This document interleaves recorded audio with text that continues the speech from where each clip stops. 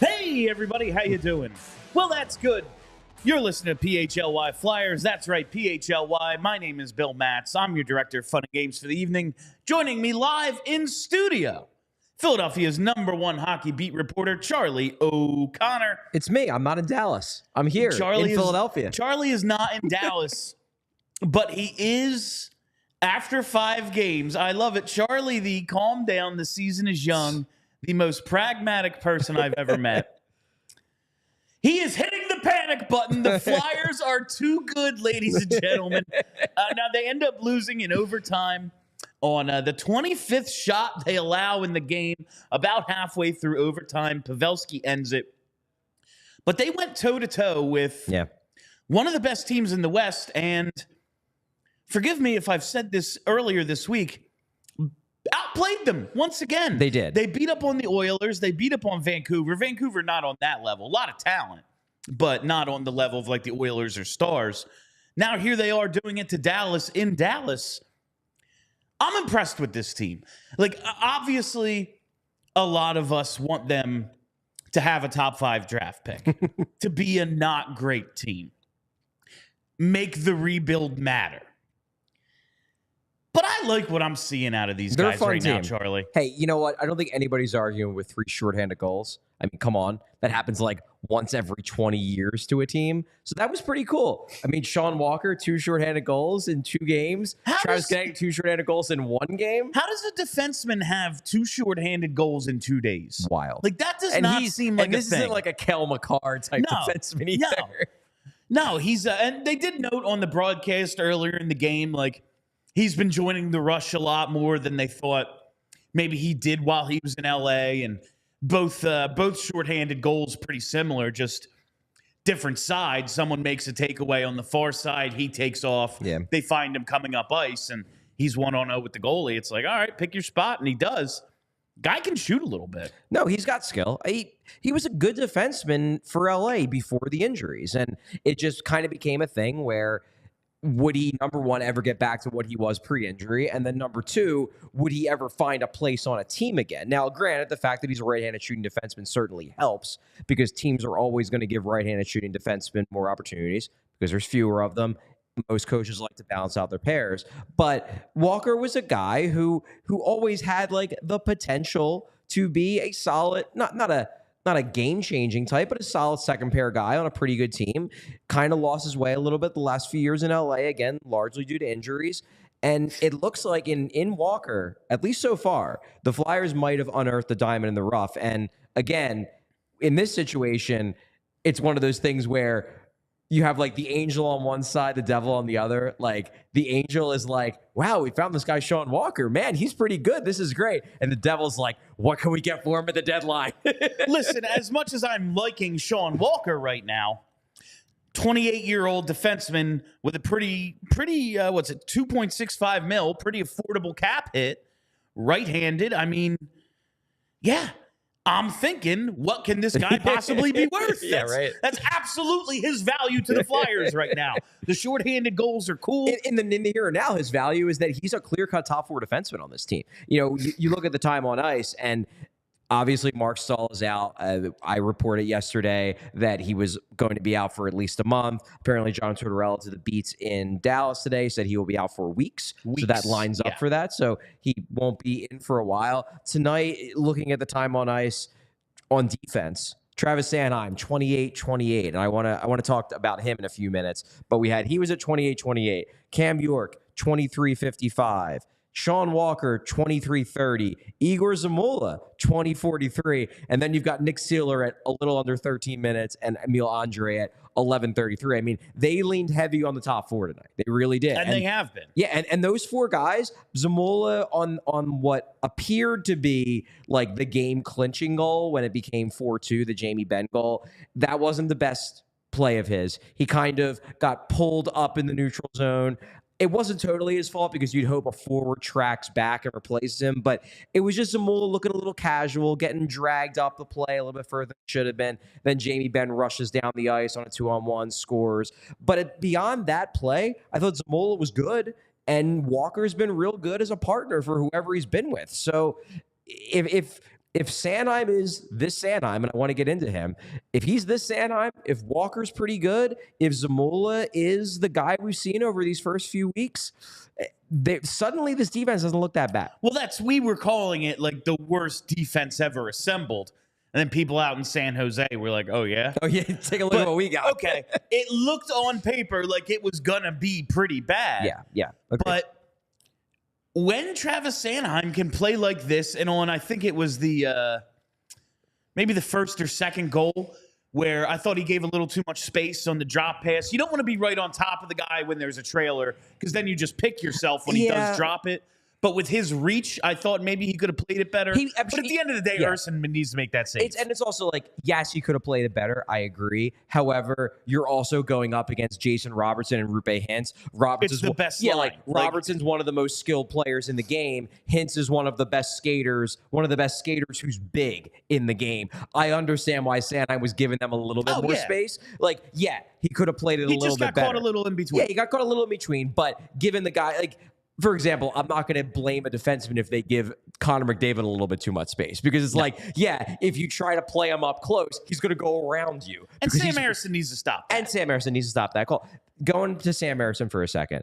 Started out the game, did not look good. I had people in my mentions saying, this guy sucks. If Hart can't play, we're screwed. It's over.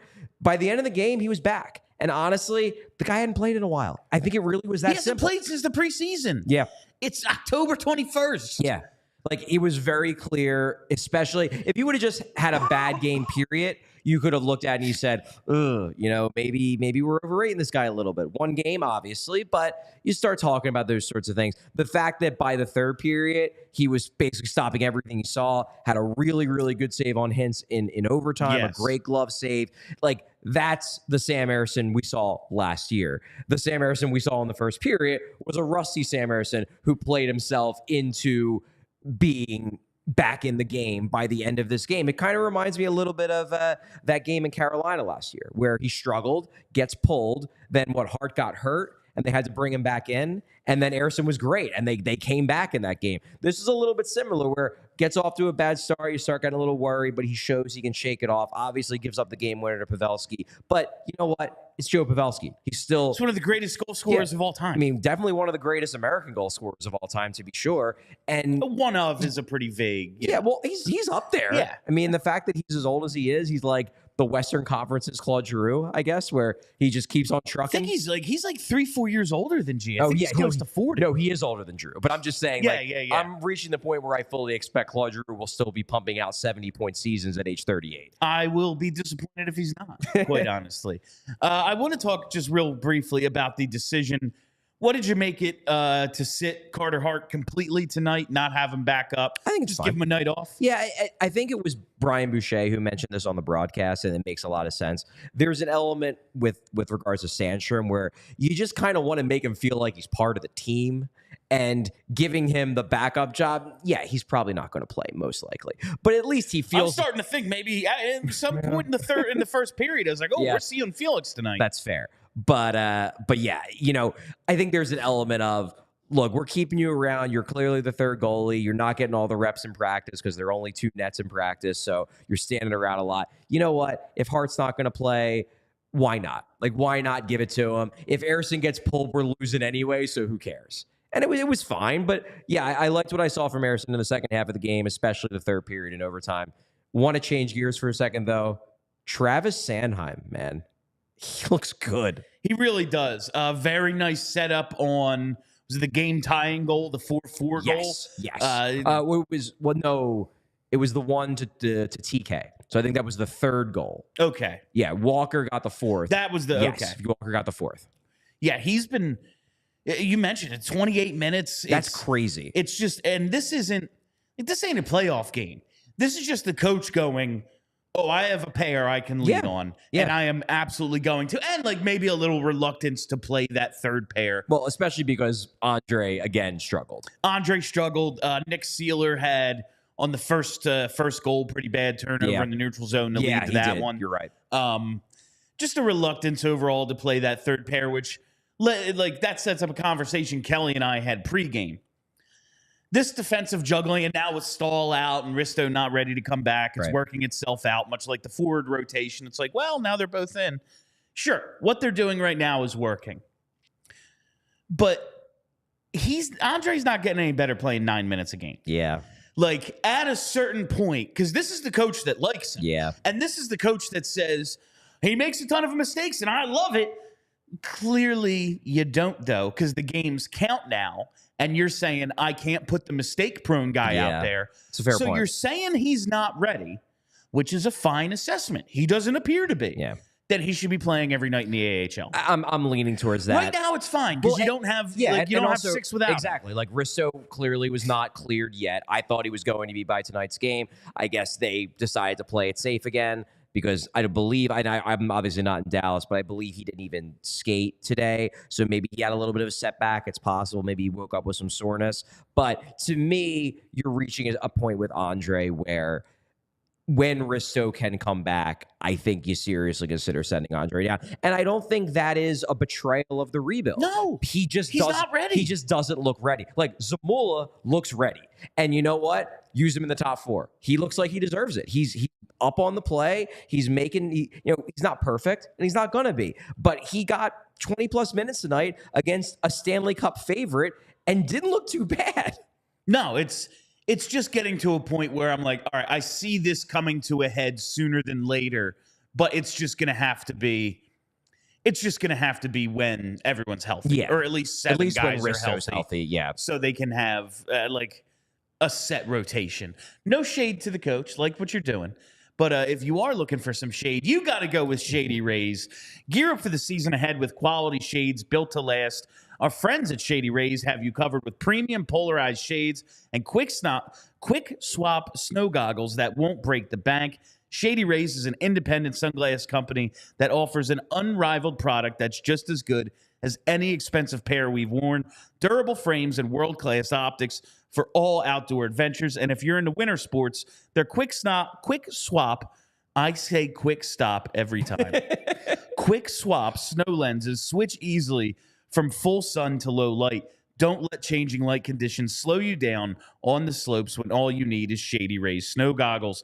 And that's not all. Shady Rays offers the most insane protection in all of eyewear. Every pair of sunglasses is backed by lost or broken replacements. If you lose or break your pair, even on day 1, they told us they will send you a brand new pair, no questions asked.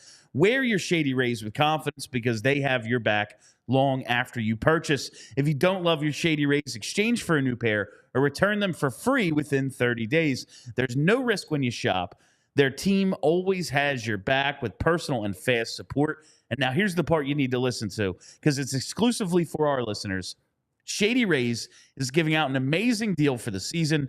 Go to shadyrays.com and use code PHLY for 50% off 2+ pairs of polarized sunglasses. Try for yourself the shades that rated 5 stars by over 250,000 people. I know numbers. You sure do. Anyway. This is why I'm the math guy. Yeah, it's really why we need Charlie here to keep track of the numbers. I want to get back to this penalty kill. I guess we got to start calling it the power kill, right? It's a power kill. Because they made note during the game, like, okay, take the Ottawa game out because they gave up, I think, 3 power play goals. Yeah, it was rough. Listen, you're not going to be perfect. But goddamn, man, they are a lot of fun. This is a fun team to watch, and the penalty kill is kind of maybe one of those culture elements that they're building. The way the fourth line is, okay, this is who we're going to be, and it's part of our culture. We're going to set the tone. the way the penalty kill plays, I feel like sets the pace for this team. I agree. And one thing that you're seeing that is really, really nice, because it's been a long time since we've seen this from a Flyers penalty kill. It's not just the aggressiveness. They have been more aggressive this year. Bradshaw, dating back to his time with Tortorella in Columbus, has been a preacher of try to take shorthanded chances, try to go down the ice, try to score. I love that about his mentality as a coach. But they actually have fast skaters on the penalty kill now. Like Konechny, this is only his second year on the penalty kill. He's been on the team for a while. This is only his second year on the PK. Ryan Poehling can skate. Scott Lawton plays with pace. Travis Sanheim plays with pace. Like, they have guys who can push the pace and get on other teams. Like Cam Atkinson plays with pace. They are not a slow penalty kill anymore. They are not deliberate. They're not waiting. Yeah. Which is, that's just the thing.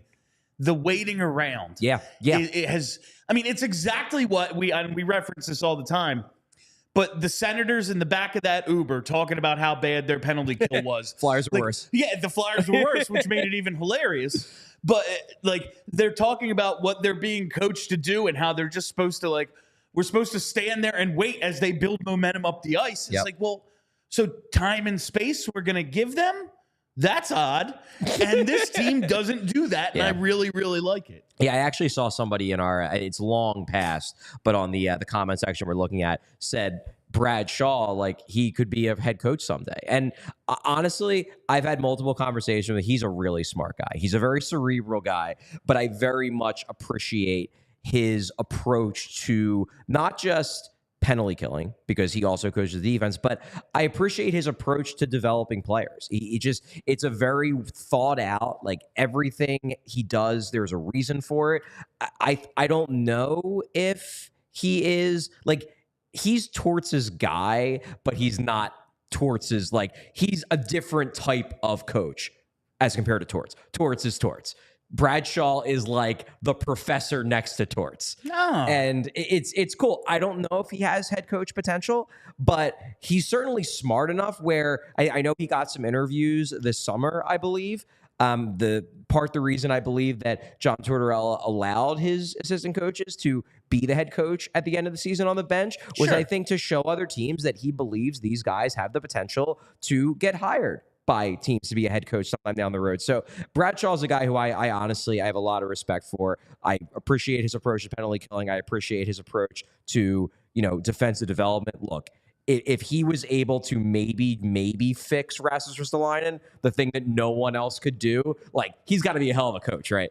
That's, as an undercard guy, Bradshaw, pretty good. I think he's going to need a gimmick change. A gimmick change? To get to maybe John Bradshaw Layfield main event status. There's a wrestler called Bradshaw. I'll take it. So I had to. I'll trust you on that. I had to make the comparison. I think it's been long enough. We need to talk about Bobby Brink. We should talk about Bobby Brink. First of all, if Brink stuff isn't a thing, we need to make it a thing. Oh, yeah. Okay, that would be... that's kind of one, and I'm not... Please do not continue this to be a goal song debate, because I don't want to go through that again. But if they were ever to move to individual... That it has to be Brink stuff. Yes. It's got to be. Yeah. It's perfect. He doesn't score, has a couple of good chances tonight, has the nice setup on another almost no-look pass play. You're starting to see that vision, that creativity it is. But what really impressed me tonight, his work behind the net, his work in puck pursuit, he's a lot stronger than I thought he was. The forechecking, protecting the puck, all of it. This guy's here to stay. Yeah. I've been thinking all along, he's on. We talked about this possibility in the preseason. He's on a nice little heater. Yeah. But the preseason ain't exactly half of NHL preseason games are not NHL games. These are AHL and maybe not a high quality of AHL. Agreed. Maybe he got some skill, performing a little over. He's got the competition. Well, we're into the NHL portion of the schedule, and these aren't exactly slouch teams he's playing against, and he looks fucking fantastic. Yeah. I am so impressed. As a dude who was looking forward to watching him develop, had no idea he'd be this good already. You're seeing, and a couple people mentioned this to me on Twitter during the game, you're seeing some legitimate chemistry seemingly developing between him and Farabee. Yes. Where those are two guys, obviously Farabee's a natural left winger, Brink is a natural right winger, and it just seems like those two guys, they know where each other are. They know where each other are on the ice. And, obviously they're not going to be shooting cross-ice passes to each other all the time. But hey, when you get into situations like they were in the front of the net where, Brink's there, Farabee's there, and Brink barely even had to glance over to know where Farabee was. He basically knocked that puck out of midair to get it over to him. Obviously, they had that great give-and-go play on Thursday against Edmonton to kick off that game. I mentioned this on Twitter, and I've said this on the show, I believe, yesterday or 2 days ago, about how I want Joel Farabee to show me who he is. If he's a scorer, then go out there and be a scorer. If you're a two-way play-driving winger, go out there and do that. But figure out what your role is and embrace it. And if playing with Bobby Brink, who is more of a pure playmaker, will help Joel Farabee to embrace his new calling as a 35-goal scorer, I am all for that. It's a wild concept, Charlie. Playmaker and goal scorer together. I know, right? Wild, Who would right? have ever thought to put such a dynamic duo together? A playmaker and a goal scorer. You know who wouldn't have? People running this organization for the last 10 years. But here we are. Here we are. It is a new era of orange. And since we talked about Bobby Brink, we cannot mention him. I think this is like the equal time rule for like mayoral candidates or politicians. Yeah. We can't talk about Brink without talking about Foerster. Doesn't show up on the score sheet, but really happy with what I saw out of him doing those little things. They finally pointed it out on the broadcast, like monster on the forecheck, creating takeaways. It's going to take some time for Morgan Frost to get back in this lineup without an injury. I thought this was by far Tyson Foerster's best game of the season. In a lot of ways, it kind of, and not completely because Brink was more creative in his game, but this reminded me when Brink played on Tuesday against Vancouver, and he was all over the ice, he was making plays, he was creating chances. He didn't end up on the score sheet. I remember thinking to myself, like, he's going to score in this game, right? And he didn't because, what's his name? Thatcher Demko was just fantastic. Yeah. But then, 4 minutes into the first period, and Brink gets a great assist, and you're like, there's the reward he should have gotten last game. To me, this game was Foerster's Brink on Tuesday game, where, no, he wasn't rewarded. They scored more goals tonight. He wasn't part of it, but you can see it coming. You could see that, like, hey, if he keeps playing like this, he's going to be on the score sheet soon. And it was relieving because I was starting to get a little worried about Foerster, about whether, maybe he did need some more time in the AHL. Maybe he wasn't quite ready. And this game was a relief because the guy who showed up tonight, the numbers might not show it, but if you watch that game start to finish, that looks like a guy who belongs in the NHL, and it looks like a guy who is about to maybe not explode, but at least start producing. That was the thing that I was starting to worry about. Foerster was just like, he's kind of fading into the background. Yeah, I agree. Where he was such a noticeable player in his time up last year. 100%. And maybe we were just looking for him. He's the shiny new thing in a lost season. But he looked legitimately good. Yeah. And he didn't really stand out a ton in the preseason. And he's starting to fade. All of a sudden, Bobby Brink.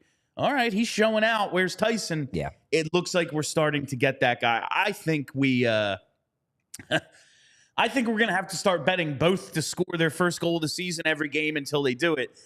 I'm going to be doing that at DraftKings. Listen, the NFL season is going strong, and DraftKings Sportsbook is hooking up new customers with an offer that's even stronger. Bet $5 on any game this week to score $200 instantly in bonus bets.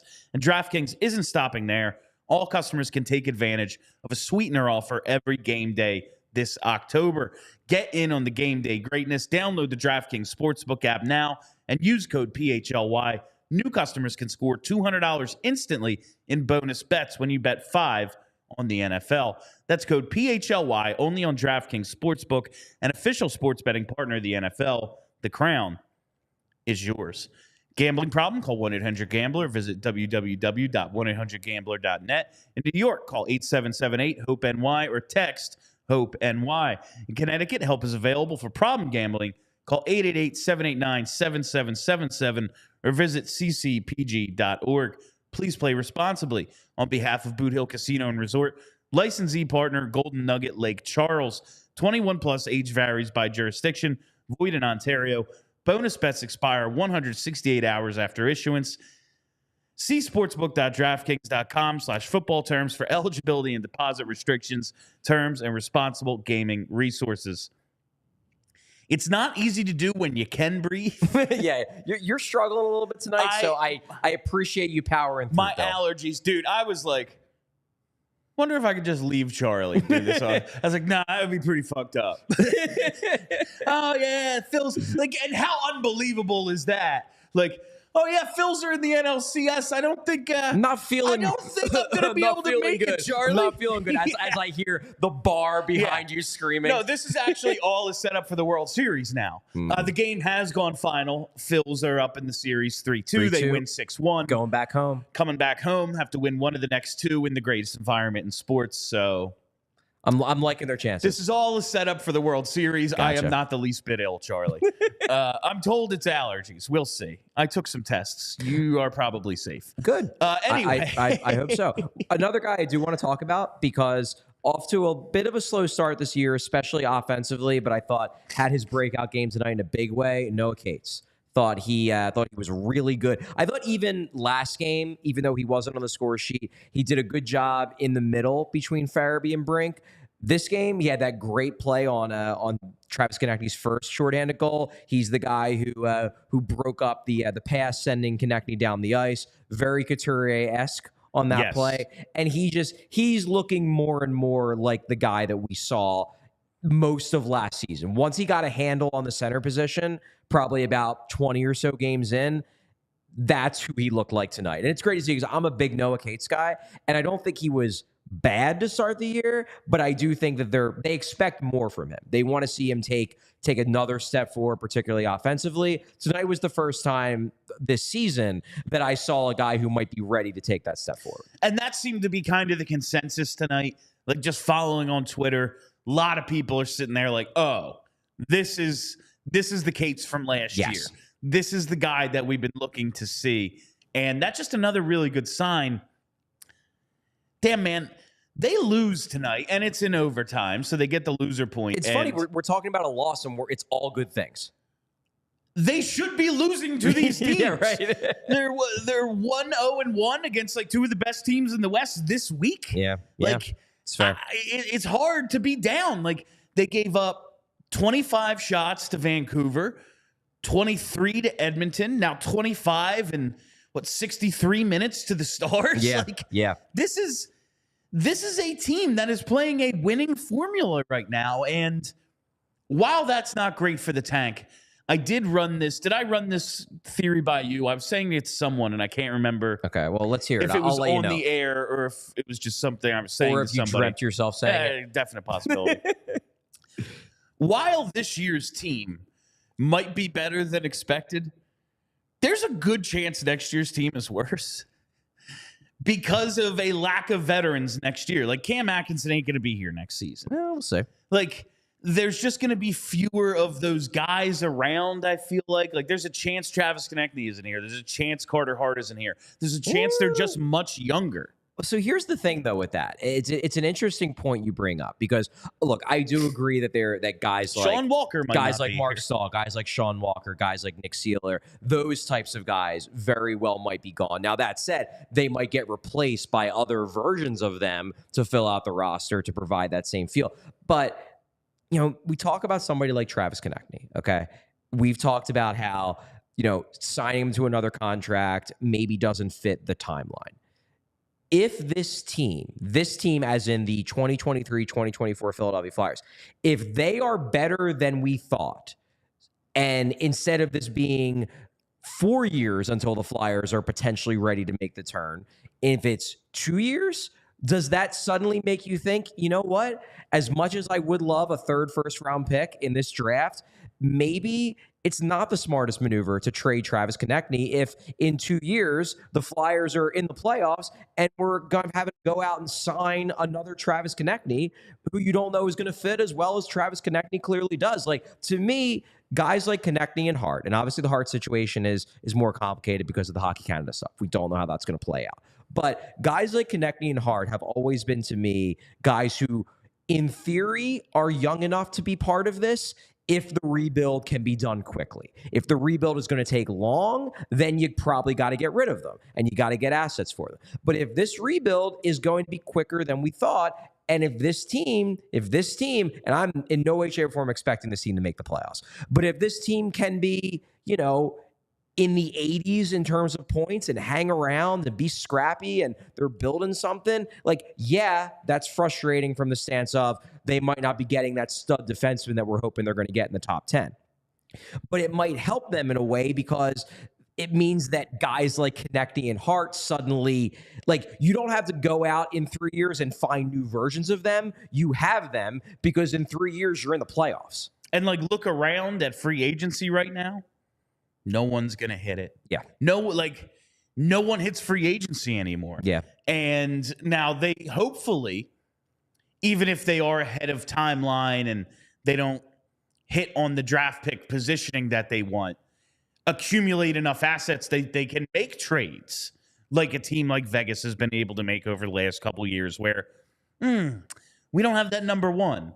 Well, they traded for Eichel, but they signed Pietrangelo. So that's a guy who actually hit free agency. Right. Fair. And even Pietrangelo, but you're absolutely right. You have assets. You don't just have to draft. You don't just have to sign free agents. You can trade. There's not enough room for these young players now. Yeah. And eventually Cutter's going to be here. Gautier's, or that's the same guy. Mitchkov's going to be here.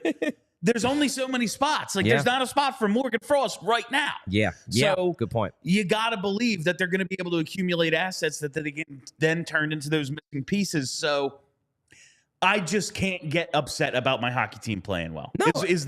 I see other paths. Yeah. I did a whole thing, a research thing the other day of top 10 picks that Stanley Cup champions have on their rosters. Mm-hmm. It's a lot.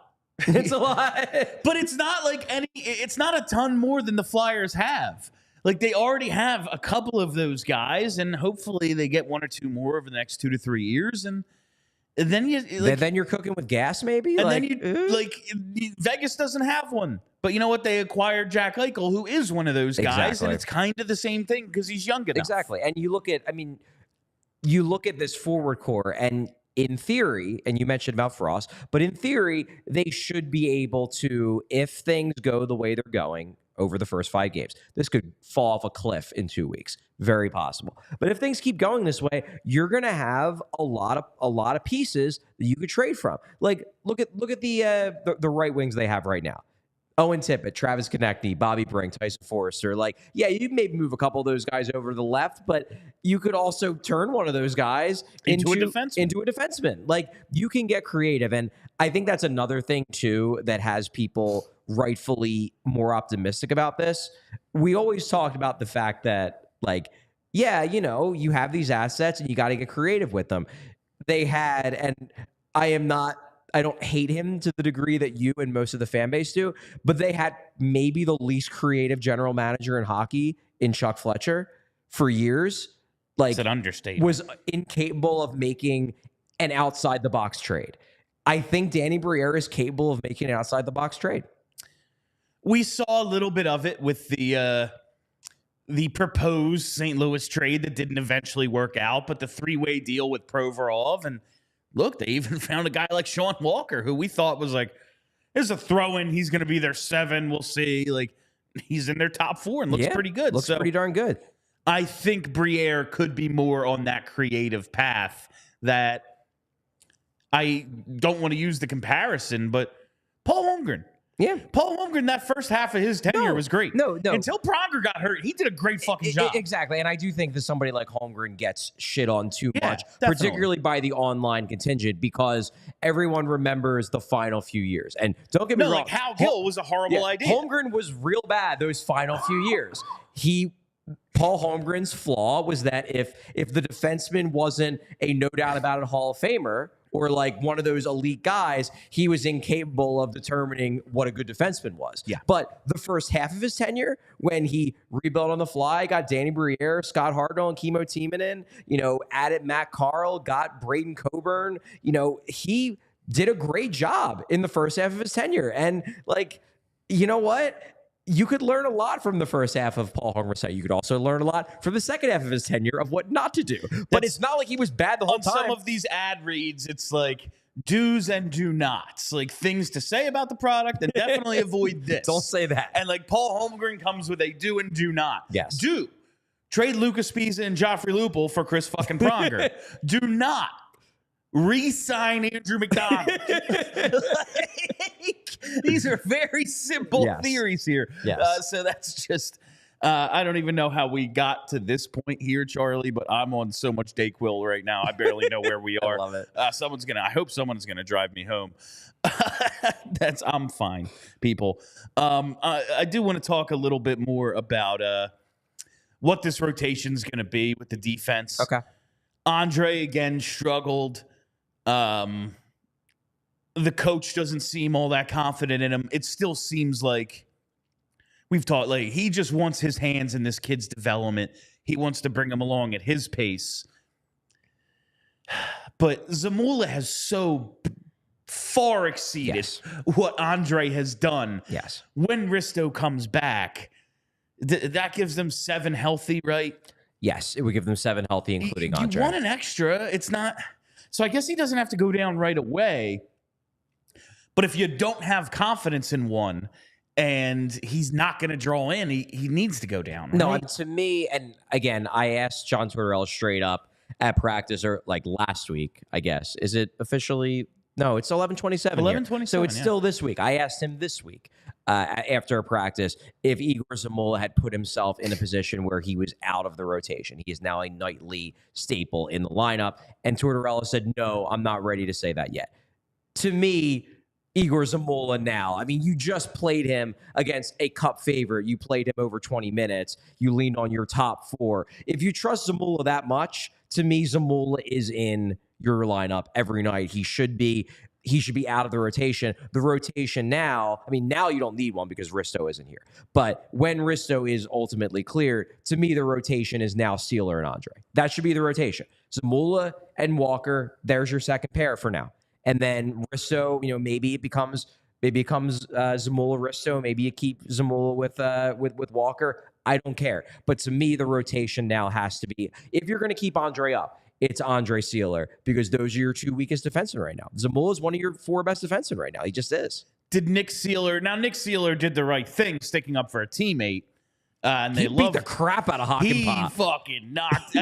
I walked in the studio as they were replaying that fight. I was like, well, that's what I like to see. The bigger they are, the harder they fall. This is what I'm here for. 6'7"? Was that the while it was like circumstance called for it, right?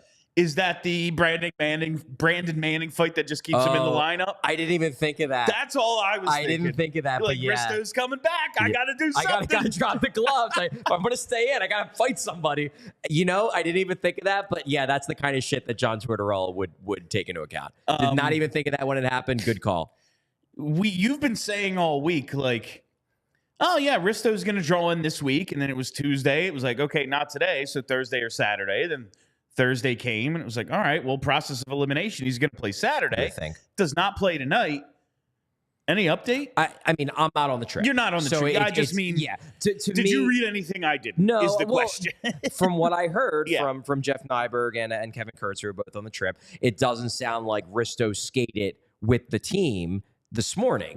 That tells me that, he woke up and maybe felt some soreness, or maybe he had a setback. And if that's the case, then I guess Andre's here until that's resolved, because I thought for sure Risto was going to play. I really did. I thought he was going to be back. I think they thought he was going to be back. The fact that he did not play tonight, and the fact that apparently he didn't skate with his teammates this morning, that raises some red flags. Not to the point where, like, I think it's a season-ending injury, but just the point where maybe this drags all the way into the end of next week, maybe. We discussed the idea maybe they're being a little extra cautious because they do have this log jam right now. Right. So what's the point?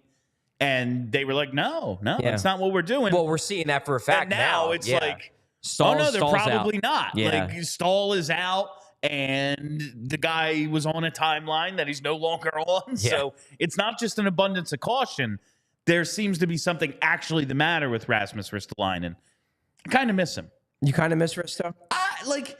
He took steps last year. I want to see if he can keep that. Yeah. If that was a fluke or if that's can, actually the new Risto. If he can be like an adequate defensive defenseman who puts up anything close to the points totals he put up in Buffalo, like, that's a really good player. Yeah, you're not wrong. That's like a really useful he won't, player. Though, because he won't be on the power He won't play. get the power. I just mean, like, if he can do some semblance of that. 40%, 50% of that without the power play time. That's a pretty damn good useful. That's all. He's stuck here. We're stuck with the man for at least a couple more years. I want him to become good. Yeah. That's all. He was pretty good last year. Now, I just want him to stay that. I don't need Risto to get any better. I'm happy enough that he was pretty good last year. Just stay pretty good. That's enough for me. See, Charlie has always been a Risto hater. I've been a Risto doubter, let's say. That's fair. A Risto detractor. I like the hits. I think you need one of these guys. You don't need three. I think you need one of these guys, and he can be that for you. Like, we're seeing Radko Gudas play those sorts of minutes, and we've seen it. I love Radko. Luke Shen. I'm not a Radko hater. Always a Radko fan. You got me a Butcher shirt. Yeah, I got Bill for one year for Christmas when we were still with BSH. I think it was even before I was with the Athletic. I think it was very beginning, like first or second year. Okay, so very beginning of the Athletic. Yeah, I bought Bill a shirt with Radko's head in silhouette form. Yeah, and it just said the Butcher. The Butcher, which is good. So badass. So I guess it leaves us with the Frost dilemma. I said earlier, like, it's going to be a while, but does he really have to wait for an injury? Is there anyone you're looking at right now that you can? And, like, listen, if the answer is Scott Lawton, not saying it is, but Coach likes Scott Lawton, does not like Morgan Frost. Yeah. As hockey players, I'm sure he likes them as people just fine. I hope so. Morgan Frost seems Yeah. like a very nice boy. But, like, is there a guy you can point to and be like, Frost can draw back in without an injury because X? No. Right now, no. Honestly, the team's playing really well. The one guy who I thought you could justify was Foerster. He was the guy where he was kind of fading into the background. You were wondering if it was ever going to click for him. After tonight, I want to see him.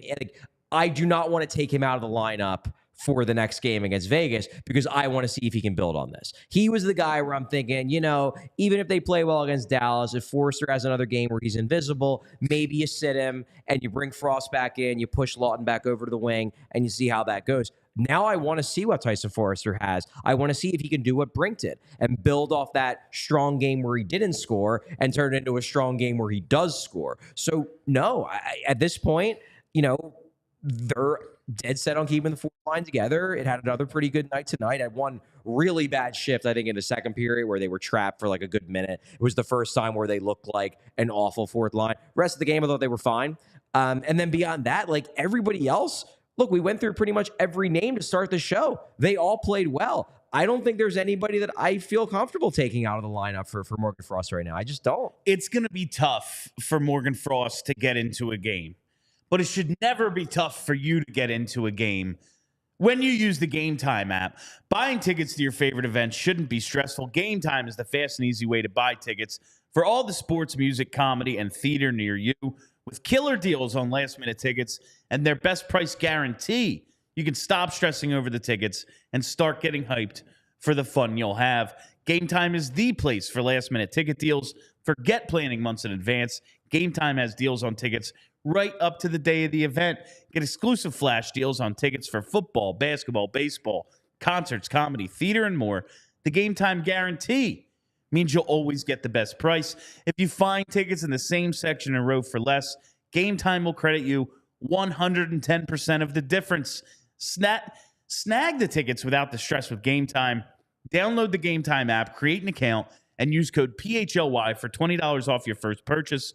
Terms apply. Again, create an account and redeem code PHLY for $20 off. Download Game Time today. Last minute tickets, lowest price, guaranteed. Now, we've talked some about how this team is just kind of fun to watch right now. They play with pace. They're scoring a bit. Tonight they did. They're also a pretty damn physical team. Yeah. They have been laying some open ice hits. They have been taking it to teams physically. And I just really like the style of play. This is a John Tortorella team. Like, it took a full year and it took bringing some guys in, getting a little younger, mixing in maybe some of his vets that were like, really? Garnet Hathaway, this is what we're doing? But damn, man. They take it to teams physically. You know, to me, and it's actually a great segue because I wanted to talk about this in this segment. So perfect. To me, it's less about, and look, guys like Nick Delorier, guys like Garnet Hathaway, like they're going to play physical. That's the only way they know how to play. That's why they're here. Even a guy like Nick Seeler, like he's going to drop the gloves. He's going to throw some hits. Risto hasn't played yet, but he's going to hit. To me, what's been the most impressive, and I don't think this is just a mentality thing. I think this is a preparation thing, particularly over the summer. You're seeing guys who in the past have not been physical, whether it's because they didn't want to be or whether it's because they just didn't think they could be because they weren't physically built enough. Like that hit that Joel Farabee laid on Johnston tonight, that was wild. And Joel Farabee, for most of his NHL career, he's been a friggin' string bean. Yeah. I don't think it's that he didn't want to throw hits. It's that he couldn't. He would get hurt. Because if he tried to, he'd end up being the one on the ice. And what it's abundantly clear, and I think there's two guys specifically I'll speak to on this, Joel Farabee and Travis Sanheim. Both of those guys are guys that you can tell by the way that they're playing that they fucking attacked the summer. Like they went into the summer like, you know what? I'm putting on some fucking man strength. And they did. And you're seeing it with Joel Farabee. Like I saw it earlier in this game. Obviously the big hit was the one that people will remember. But there was a play during a power play where Hakanpää, the guy who Seeler knocked the hell out, was all over Farabee. And the Farabee of 2 years ago, the Farabee of last year, like he just gives up that puck. He loses that puck battle, gets pushed into the boards, and it's a clear. What does this version of Farabee do? This stronger, more built version of Joel Farabee do? He just kind of shrugs off the 6'7" Hakanpää, passes the puck back up to the point, and they have another 20 seconds of solid, dangerous zone time. And that's not, I don't think, because Joel Farabee didn't want to do that before. It was because he physically couldn't. And number one, credit the players for having the work ethic to really go at the summer and clearly work their asses off. But also, I do think this is somewhere where you see the positive impact of John Tortorella. Yeah. Where, John Tortorella last year made it clear, like, look, there's a standard. This is a standard. You guys think you're meeting a standard, but really right now you're here. I need you to get here, and I'm going to push the hell out of you until you get here. And I think guys like Farabee and Sanheim in particular really took that to heart in the summer and were like, look, I'm not going to say that I'm guaranteed to have a great year, but if I don't have a great year, it's not because I didn't work my friggin' ass off this summer to put myself in the best physical shape to give myself the chance to have that year. And you're seeing it in the early season. Like you're seeing Travis Sanheim winning puck battles now. You're seeing Travis Sanheim like there was a play, I think it was on Thursday, where he just and this is a play where like probably should be a penalty, but he just like basically laid on a guy in the neutral zone for like 15 seconds because the guy was messing with him. And he's like, you know what? I'm not dealing with this shit. I'm bigger and stronger than you. You ain't getting up until you stop jabbing at my chest. And like, is it a penalty? Probably. But the Travis Sanheim from 3 years ago doesn't try that. The ref probably saw it happen. And the NHL wants you to police yourselves. That guy's being an asshole. I don't want to have to protect you. Yeah. Protect yourself. Exactly. And he did. This team for years, something that has driven me nuts about them is how soft on the puck they were. Yeah. Unless it was Claude Giroux, who I never saw go into a corner and not come out with the puck until like the last couple of years. If it was any sort of traffic, whether it's just some bodies, a good stick check, someone actually laying a hit, whatever it was, they were losing the puck. Yeah. They do not right now. Yeah, not so far this year. They actually get through contact. They're able to, whether it's just more skill because they're able to puck handle, but you're talking about guys putting on the strength as well. I am just very impressed with that from this team. This is the most positive post game I've ever done after a loss, Charlie. I keep having to remind myself, they lost. They lost right? this game. They gave up 5 goals. That is not great. Yeah. Now, again, the goaltending wasn't excellent.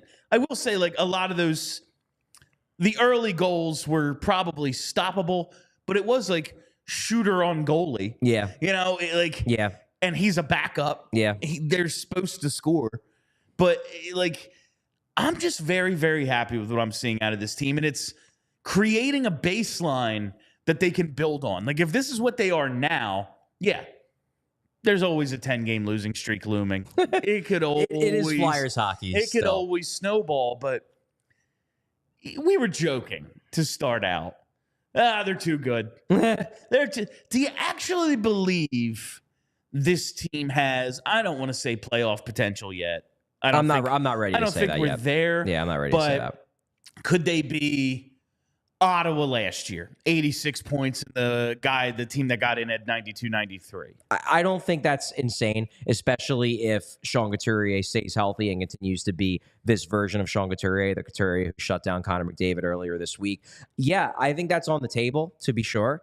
I think that, the thing about this team so far, and again, we're through 5 games. This could fall off a cliff. It always could. It's Philadelphia. It typically does. It typically does. But to me, this game was it was a game of runs where, I talk about that, basketball is a game of runs. Yeah. One team goes on a 12-2 run, and then another team goes on a 20-3 run or something, and they just kind of trade it up. This was a game of runs, but what was fascinating to me about the way the runs happened were Dallas's runs were just because you're holy shit, they are talented. Oh man, Jason Robertson does crazy crap with the puck. Rupe Hentz is just bigger and faster than everyone. They just overwhelm the Flyers because they're just better. But then the Flyers runs would be because they just straight up outworked them. Yeah, those second, third chance opportunities. Yes. I always call them the second chance forecheck. Yeah. Where they actually get the puck, maybe even make a pass. Yeah. But you intercept the second one. You shut it down at the blue line. You shut it down in the middle of the neutral zone and get it going back. There's a point in the second where it's damn, what are the Stars doing? Then they got that top line out there. Yeah. And they just had a shift where it was one of those Crosby shifts. It was oh, they're just going to dominate us until one goes in. Exactly. I was okay, they flipped the switch and they had momentum going a little bit. But then the Flyers had a run. Yeah. They'd answer back. Yeah. And I think that's been a really, really, that has been a recurring theme over the last couple of games with this team. I remember thinking the same thing in the Vancouver game. They get out to the early lead, and then Vancouver just kind of takes over in the first. And you're okay, right. this is what we expected. Here we go.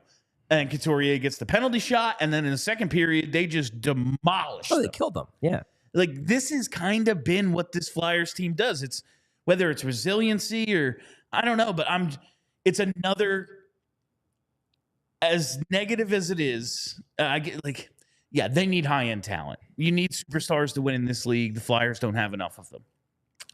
Currently. Hopefully, hopefully a few in the pipeline. Yeah, hopefully they have 2. But culture, we've said culture, maybe not just as important as talent. It but matters. We've made comparison to the Phillies. Yeah. Phillies, ton of talent.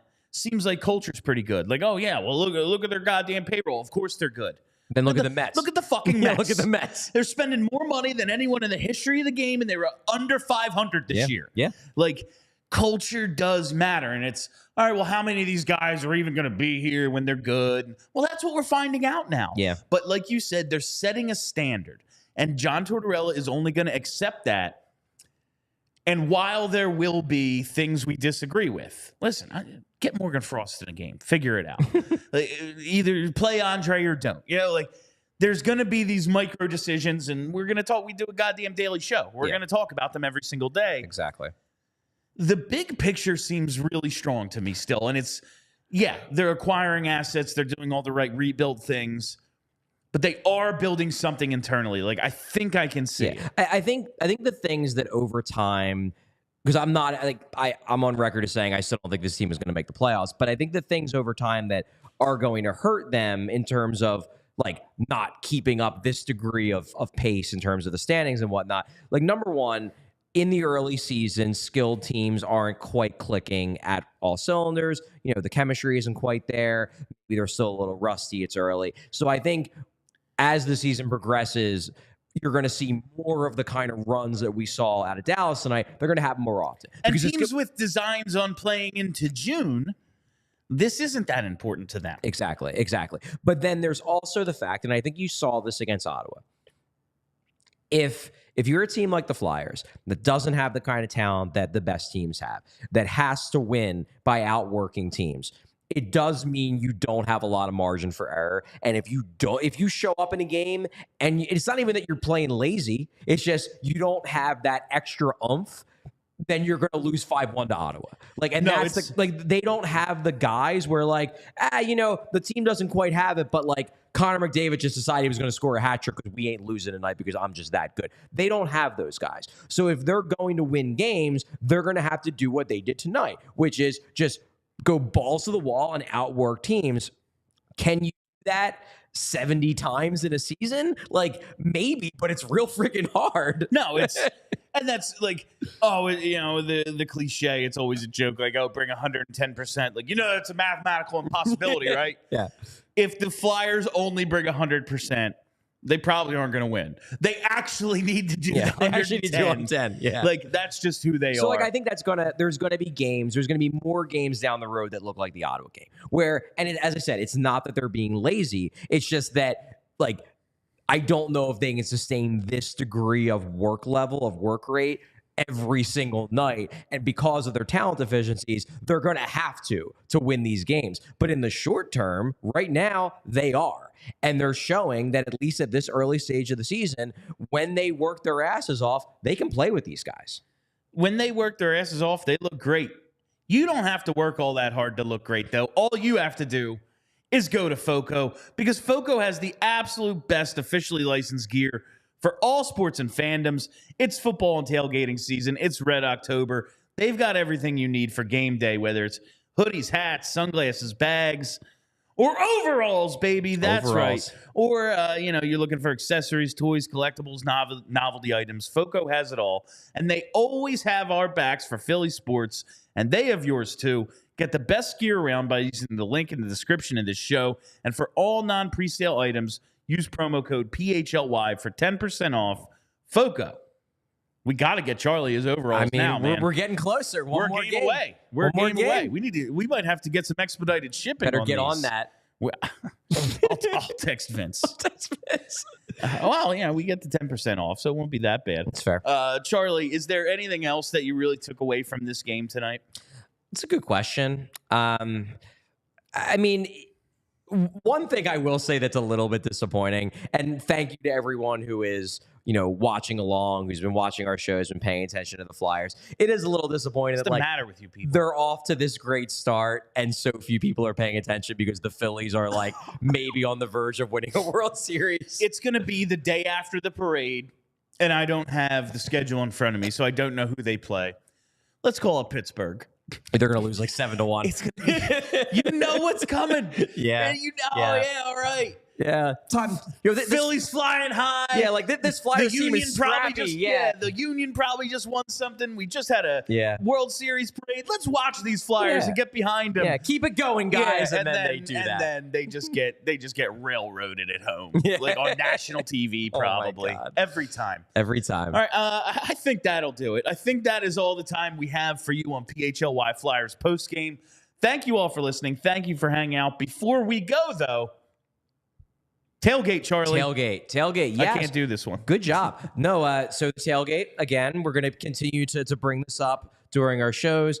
Tailgate, next Saturday, the 28th, 10 a.m. to around 1 p.m., basically around puck drop. They're playing the Anaheim Ducks. Phillies are now one game away from the World Series. The Astros are now the team in the lead. Potentially, there could be a World Series game in Philadelphia that night in the sports complex. Why don't you kick off your partying early? Come down, have some beers, have some good meats, meet some friends, talk Flyers, and then get ready for the Phils. It's some of my absolute favorite tailgate days where Phillies World Series doubleheaders. And we have the opportunity to do one now. There were some Eagles ones in 08 and 09. It was funny today. They said on this day in Phillies history, they clinched the National League against the Dodgers at home. And that makes it, because my buddy Frankie's listening, happy anniversary, Frank. This is the day I started the flip the van chant for your van when we were celebrating. Oh my God. You're like, Bill, this is our catering van. We can't flip it. We need this for work. Oh my God. But yeah, so that's all I just wanted to point that out. We'd love to see as many people as possible. It's a completely free tailgate, so nothing with regards to having to pay. We want to You can tip Charlie and me, but it's not that's necessary. fine. I'm not going to say no, but no, this is us just trying to spread the word about PHLY. I think a big part of this for me is I want to work on building a community. Obviously, we built a great community at Broad Street Hockey. I want to take that community and take it to the next level. We have a lot of support here from ALLCITY Network, from PHLY, and it's going to be a really good time. Even if you're not going to the Flyers game, why don't you stop by? You can head over to Xfinity Live afterwards, watch the Flyers game with people from the tailgate, and then hang around for the Phils. Hopefully. It sounds like the perfect day. And that'll do it for us. For Charlie O'Connor, my name is Bill Matz. Ring the bell, Phils. We all silly like the mayor.